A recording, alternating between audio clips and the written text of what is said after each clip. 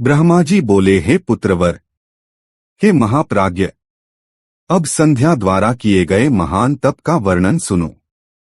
इसका श्रवण मात्र पापों के समूह को तुरंत नष्ट कर देता है। वशिष्ठ जी के तपस्या की विधि समझाकर अपने आश्रम लौट जाने के बाद संध्या ने उस विधि को जानकर अत्यंत हर्षित होकर तपस्या करने का संकल्प किया। वह बहल्लोहित सरोवर के समीप प्रसन्नचित्त होकर उचित आसन ग्रहण कर तपस्या में लीन हो गई। वशिष्ठ जी ने जो मंत्र तपस्या के लिए बताया था, उसी मंत्र से संध्या ने भगवान शिव की आराधना प्रारंभ की। इस प्रकार संध्या ने एकाग्रचित्त होकर सदाशिव का गहन ध्यान करते हुए घोर तपस्या की, जो एक चतुर्युग तक निरंतर चलती रही। उसकी घोर तपस्या से संतुष्ट होकर शिवजी प्रसन्न हो गए और उन्होंने आकाश, बाह्य और आभ्यंतर में उसे अपना विग्रह दिखाया। जिस रूप का संध्या ध्यान कर रही थी, शिवजी उसी रूप में उसके सामने प्रकट हो गए।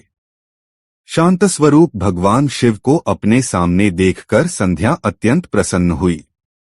वह उनके तेज और करुणामय स्वरूप से प्रभावित हो गई। मैं शिवजी से क्या कहूं और कैसे उनकी स्तुति करूं, यह सोचकर संध्या भय और संकोच से अपने नेत्र बंद कर बैठ गई। तब शिवजी उसके हृदय में प्रविष्ट हुए और उसे दिव्य ज्ञान, दिव्य वाणी तथा दिव्य दृष्टि प्रदान की। दिव्य ज्ञान, वाणी और दृष्टि प्राप्त करके संध्या ने जब जगतपति भगवान शिव को प्रत्यक्ष खड़ा देखा, तो वह अत्यंत श्रद्धा और भक्ति से उनकी स्तुति करने लगी। संध्या बोली, जिनका स्वरूप निराकार, ज्ञान से गमय और परब्रह्म स्वरूप है, जो न स्थूल हैं, न सूक्ष्म और न ही ऊंच नीच के भेद में सीमित हैं, जो केवल योगियों के अंतःकरण में चिंतनीय हैं, उन लोककर्ता परमेश्वर को मेरा प्रणाम है। संध्या बोली, जिनका रूप सर्वव्यापक, शांत, निर्मल, निर्विकार, ज्ञान से परे, अपने प्रकाश में स्थित और विकारों से मुक्त है, जो आकाश के मार्ग स्वरूप हैं और अंधकार से परे रहते हुए सदा प्रसन्न रहते हैं, उन दिव्य रूप वाले भगवान को मैं प्रणाम करती हूँ। जिनका रूप एक अद्वितीय, शुद्ध, देदीप्यमान, मायारहित, चिदानंद, सहनशील, विकारमुक्त, नित्यानंद स्वरूप, सत्य, विभूतियों से परिपूर्ण और समस्त श्री को देने वाला है, उन भगवान को मेरा नमन है। जिनका रूप महाविद्या के द्वारा ध्यान करने योग्य, सभी से भिन्न, परम सात्विक, आत्मस्वरूप, सारस्वरूप और संसार सागर से पार करने वाला है, जो पवित्र को भी पवित्र करने वाला है, उन भगवान को मैं प्रणाम करती हूँ। जिनका आकार शुद्ध, मनोहर, रत्न के समान स्वच्छ, कर्पूर के समान गौरवर्ण और हाथों में वर और अभय मुद्रा धारण करने वाला, शूल और मुंड धारण करने वाला है, उन योगयुक्त सदाशिव को मैं प्रणाम करती हूँ।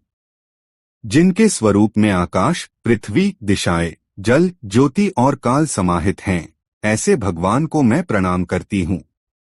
जिनके शरीर से प्रधान और पुरुष की उत्पत्ति हुई है, उन अव्यक्त स्वरूप शंकर को बार बार प्रणाम करती हूँ। जो ब्रह्मा रूप में इस सृष्टि का निर्माण करते हैं, विष्णु रूप में पालन करते हैं और रुद्र रूप में संहार करते हैं, उन भगवान को बार बार प्रणाम करती हूँ। जो कारणों के कारण दिव्य अमृत रूप ज्ञान प्रदान करते हैं, समस्त लोगों को ऐश्वर्य प्रदान करते हैं, प्रकाश स्वरूप और परात्पर शंकर को मैं बार बार प्रणाम करती हूँ। जिनके अतिरिक्त यह संपूर्ण जगत कुछ भी नहीं है, जिनके चरणों से पृथ्वी, दिशाएं, सूर्य, चंद्रमा, कामदेव और अन्य देवता उत्पन्न होते हैं, उन शंभु को मैं प्रणाम करती हूँ। हे भगवान, आप सर्वोत्तम और परमात्मा हैं। आप विविध विद्याओं के स्वामी हैं, सद्ग्रहा, परन्ना और ज्ञान में परायण हैं। संध्या बोली, जिनका न आदि है, न मध्य है, न अंत है और जिनसे यह समस्त संसार उत्पन्न हुआ है, जिनका स्वरूप वाणी और मन से भी अगोचर है, उन सदाशिव की स्तुति मैं किस प्रकार करूं? जिनका रूप ब्रह्मा और अन्य देवगण तथा तपस्वी महर्षि भी नहीं वर्णन कर सकते, उनका वर्णन मैं कैसे कर सकती हूँ? हे प्रभो, इंद्र सहित समस्त देवगण और सभी असुर भी जिनके रूप को नहीं जानते, तो आप जैसे निर्गुण के गुणों को मेरी जैसी स्त्री किस प्रकार जान सकती है? हे महेश्वर, आपको नमस्कार है। हे तपोमय, आपको नमस्कार है। हे शंभो, हे देवेश, आपको बार बार नमस्कार है, कृपया मुझ पर प्रसन्न होइए। ब्रह्मा जी बोले, संध्या द्वारा की गई स्तुति और तपस्या को सुनकर परमेश्वर सदाशिव अत्यंत प्रसन्न हो गए। उन्होंने संध्या के वल्कल और कृष्णमृग चर्म से ढके शरीर, जटा से ढके सिर और तुषारपात से मुरझाए हुए कमल जैसे उसके मुख को देखकर दया से भरकर इस प्रकार कहा। महेश्वर बोले, हे भद्रे, तुम्हारी इस उत्कृष्ट तपस्या और स्तुति से मैं अत्यंत प्रसन्न हूँ। हे शुभप्राज्ञ, अब तुम वर मांगो। जो कुछ भी तुम्हारा अभीष्ट हो और जिससे तुम्हारा कार्य पूर्ण हो, वह सब मैं करूंगा। हे भद्रे, तुम्हारी तपस्या से मैं परम प्रसन्न हो गया हूँ। ब्रह्मा जी बोले, महेश्वर का वचन सुनकर संध्या बड़ी प्रसन्न हुई और उन्हें बार बार प्रणाम करके इस प्रकार कहने लगी। संध्या बोली, हे महेश्वर, यदि आप प्रसन्नतापूर्वक वर देना चाहते हैं, यदि मैं वर प्राप्त करने योग्य हूँ और यदि मैं उस पाप से पूरी तरह शुद्ध हो चुकी हूँ, और हे देव, यदि आप इस समय मेरे तप से प्रसन्न हैं, तो सबसे पहले मैं यह वर मांगती हूँ, कृपया इसे दीजिए। हे देवाधिदेव, इस आकाश और पृथ्वी में उत्पन्न होने वाला कोई भी प्राणी तुरंत काम भाव से युक्त न हो। हे प्रभो, मैं अपने आचरण से तीनों लोकों में इस प्रकार प्रसिद्ध हो, जैसे और कोई स्त्री न हो। एक और वर मांगती हूँ, मेरी जो संतान उत्पन्न हो वह सकाम और पतित न हो, और हे नाथ, मेरा जो पति हो वह मेरा अत्यंत सुहृद बना रहे। जो पुरुष मुझे सकाम दृष्टि से देखे, उसका शारीरिक और मानसिक सुख नष्ट हो जाए और वह नपुंसक हो जाए। ब्रह्मा जी बोले, निष्पाप संध्या के इस प्रकार के वचन सुनकर और उनसे प्रेरित होकर भक्त वत्सल भूत भावन शंकर प्रसन्नचित्त होकर कहने लगे। महेश्वर बोले, हे देवी, हे संध्या, मेरी बात सुनो। तुम्हारा पाप नष्ट हो गया है, अब मेरा क्रोध तुम पर नहीं है और तुम तपस्या करके शुद्ध हो चुकी हो। हे भद्रे, हे संध्या, तुमने जो जो वरदान मांगे थे, तुम्हारी श्रेष्ठ तपस्या से मैं परम प्रसन्न होकर वह सब तुम्हें प्रदान कर चुका हूँ। अब प्राणियों का प्रथम शैशव बाल्य काल, दूसरा कौमार युवावस्था काल, तीसरा यौवन काल और चौथा वार्धक्य वृद्धावस्था काल होगा। शरीरधारी प्राणी तीसरी अवस्था यौवन में आने पर सकाम होंगे और कुछ प्राणी दूसरी अवस्था कौमार के अंत तक सकाम होंगे। मैंने तुम्हारी तपस्या से संसार में यह मर्यादा स्थापित कर दी कि शरीरधारी उत्पन्न होते ही वे सकाम नहीं होंगे। तुम इस लोक में ऐसा सतीभाव प्राप्त करोगी जैसा तीनों लोकों में किसी और स्त्री का नहीं होगा। तुम्हारे पति के अतिरिक्त जो कोई तुमको सकाम दृष्टि से देखेगा, वह तुरंत नपुंसक हो जाएगा और दुर्बल हो जाएगा। तुम्हारा पति महान भाग्यशाली, तपस्वी और रूपवान होगा। वह तुम्हारे साथ 7 कल्पों तक जीवित रहेगा। इस प्रकार तुमने जो जो वर मुझसे मांगा, उन सभी वरों को मैंने प्रदान किया। अब मैं तुम्हारे जन्मांतर की कुछ बातें कहूंगा।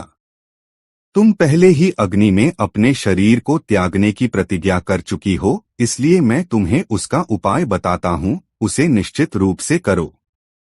वह उपाय यह है कि तुम महर्षि मेधातिथि के 12 वर्ष तक चलने वाले यज्ञ में प्रचंड रूप से जलती हुई अग्नि में शीघ्रता से प्रवेश करो। इस समय मेधातिथि इसी पर्वत की तलहटी में चंद्रभागा नदी के तट पर तपस्वियों के आश्रम में महान यज्ञ कर रहे हैं। वहां तुम अपनी इच्छानुसार जाकर मेरे प्रसाद से मुनियों से अलक्षित रहते हुए अग्नि में प्रवेश कर जाओ। फिर तुम यज्ञाग्नि से प्रकट होकर मेधातिथि की पुत्री बनोगी। तुम्हारे मन में जो कोई श्रेष्ठ पति के रूप में वांछनीय हो, उसे अपने अंतःकरण में रखकर अग्नि में अपना शरीर छोड़ देना। हे संध्ये, तुम इस पर्वत पर 4 युगों से घोर तपस्या कर रही हो।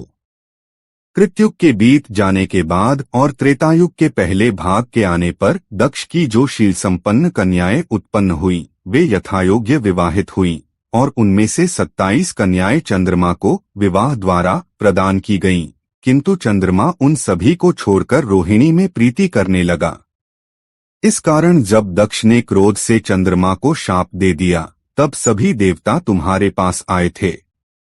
हे संध्ये, उस समय तुम मेरा ध्यान कर रही थी, इसलिए वे देवगण जो ब्रह्मा जी के साथ आए हुए थे, तुमने उनकी तरफ देखा नहीं, क्योंकि तुम आकाश की ओर देख रही थी। अब तुमने मेरा दर्शन प्राप्त कर लिया है।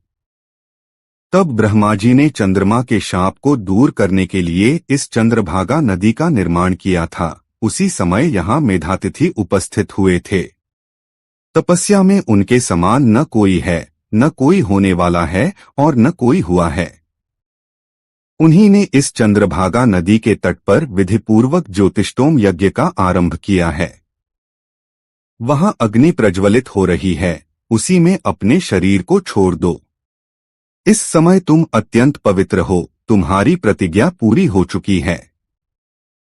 हे तपस्विनी, अपने कार्य की सिद्धि के लिए मैंने यह विधि बताई है।